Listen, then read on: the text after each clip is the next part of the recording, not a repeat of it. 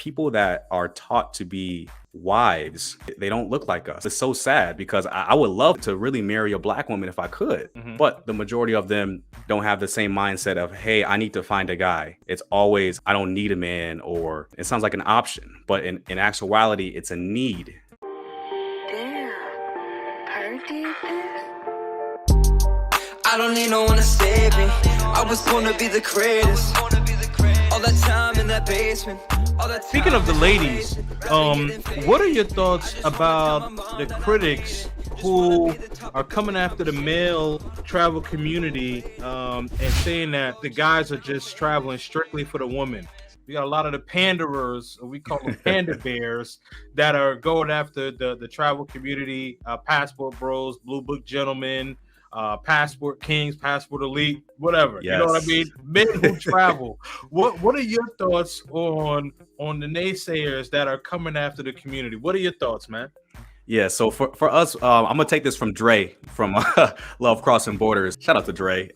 So for the passport elite gentlemen that go to a different country searching for love, the detractors and the haters, I believe in my mind is that they've never traveled themselves, and they're either stuck here, and can't leave, don't have a passport, or can't financially visit another country. That is, that definitely can't happen.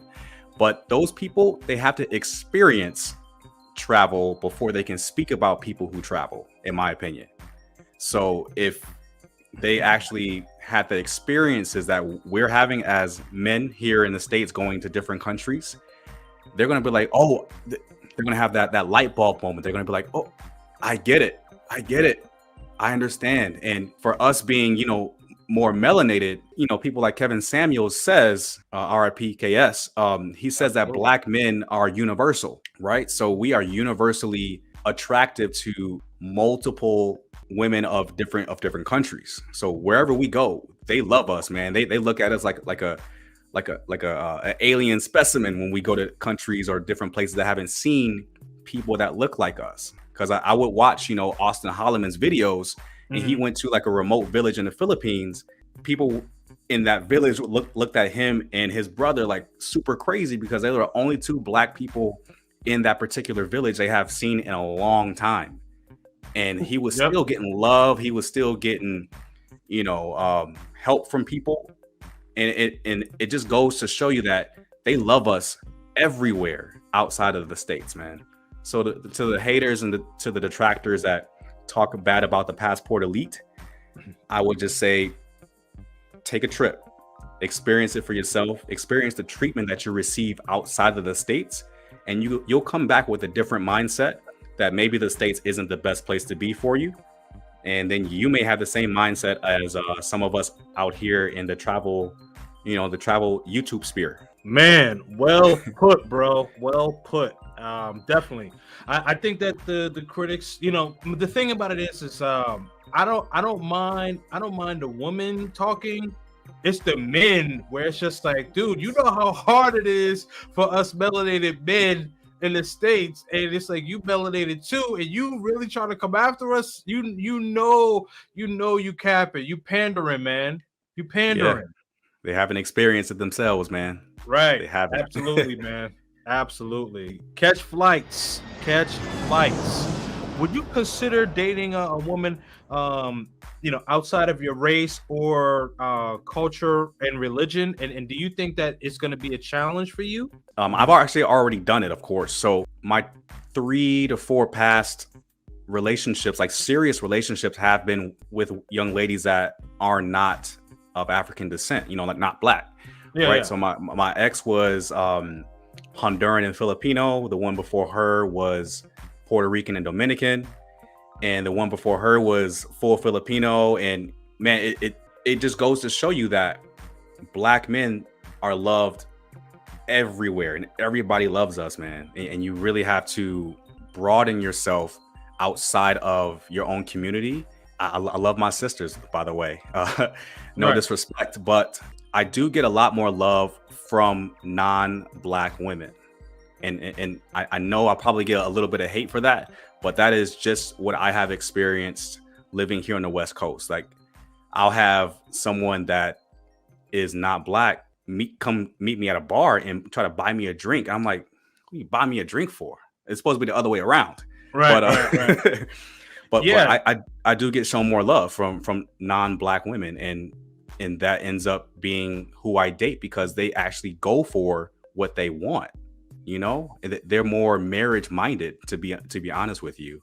At least if you're looking for a woman here in the States, the people that are taught to be wives, you know, they don't look like us, man. And it's so sad because I would love to really marry a black woman if I could, Mhm. but the majority of them don't have the same mindset of, hey, I need to find a guy. It's always I don't need a man, or it's an option. It sounds like an option, but in actuality it's a need, Right. in my opinion. And I watch a lot of, you know, Kevin Samuels content, and it has really awakened me to, like, I need to find someone that wants me more than I want them, and that's the only way that's going to work.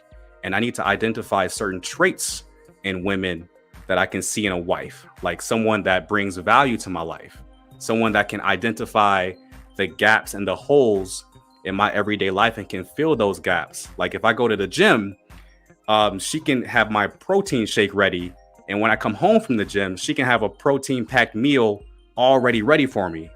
And those are the things that I look for in a potential wife. And I'm like, if you can do that, literally no other woman can do it. I really learned that from watching Kevin Samuels, watching Fresh and Fit, and all of those guys combined, man. And I really know what I want in a woman now. And it's so clear and apparent Mhm. that the majority of men just don't know what they want and cannot identify what a wife is, even if they ran into them on the streets. I think that there's a certain air of arrogance and a willingness of not really wanting to compete. This is why, like, a lot of the ladies abroad, there's so many of them that are so attractive that they all know that they have to compete. They dress feminine and make sure that they put themselves out there so that they can be picked. Taylor Made Dream said this, and I actually clipped it, and where he said is he said you could throw a rock and hit 30 beautiful women, right? but it's, you know, it's funny, but it's actually true. So there's this mall in Cali, and it's called Chippy Choppe Mall. Dre and I, you know, we're hanging out. A couple of expats that live there, you know, so we all hanging out at the bar, you know. Man, I'm just telling you, like every 30 seconds, you were just seeing so many beautiful women there. And it's like, man, wow. Listen, Wow. I believe you, man. I didn't see enough videos, and I definitely believe you, man. Seriously. Shout out to my man Mark Daniels, Mark Inspiration. So he says, unfortunately, a lot of women in our culture have been programmed to believe that serving a man is belittling and demeaning. What are your thoughts on that, Tripping with Jay? Oh man, W comment. I'm in agreement. I'm in agreement. Right. It's the software, man. It's Yeah. the software here is so different. And I mean, I haven't lost all hope in finding a woman here in the States, but it's like finding a needle in a haystack. And you have to really pull back and look. I'm like, hey, maybe I should look into love in a different country, because it's men, we live off of probability and not possibilities. Right. Is it possible to find a woman that is, you know, programmed to serve us and make our lives easier? Yes, it is possible. But is it probable? Probably not. It's more probable overseas. And we see that much more often than we see people falling in love here with women that are feminine, fit, and friendly. It's a sad reality, but it's reality, man. And we have to really react to what happens in reality. I completely agree with this statement.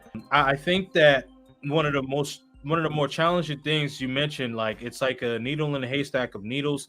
And I go back and forth with this because some days I'm like, it's over. And then the other days I'm like, well, it's not necessarily over, but you remember years ago when the Patriots played the Atlanta Falcons and they were down 28-3. Yeah. But they ended up coming back winning. So it's like right now it's like 28-3. You know what I mean? And it's like, Yeah. and I'm not a Patriots fan. I live in New England, but I'm not a Patriots fan. But I just made that reference up. But you get what I'm saying. Like it's that big of a challenge to overcome. You know what I mean? Yeah. And it's rough. It's rough. Now, don't get me wrong. Like I do know quality women, but most of the quality women, and I've brought these women on my channel, but like a good 80 to 85% of them are married or engaged. So it's like, you know what I mean? So yeah, I get you, man. Seriously, it's rough. Let's see what he says. Okay. You've been to Chippy Choppe? Yeah. Okay. Yeah. Okay. So Mark already knows what that talent's about at that mall. Yeah. Absolutely. Talent. Absolutely. The scenery is lovely. Oh man, I gotta go see it for myself, man. Seriously. Yo, man, you gotta check out Cali, man. I'm telling you, Cali, Colombia, man. You gotta check it out. Now I'm wearing gold chains like I'm famous.